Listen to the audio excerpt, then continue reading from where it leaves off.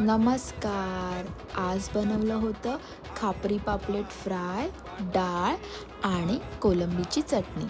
पापलेट मम्मांनी कुडाळवरून आणले होते आणि मम्मा जरा बाहेर गेल्या होत्या.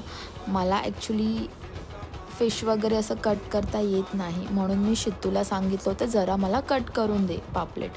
मग ती आली आणि तिने मला छान असे पापलेट कट करून दिले. त्यानंतर मी स्वच्छ धुतले, छान असं मसाला वगैरे लावून साईडला ठेवले.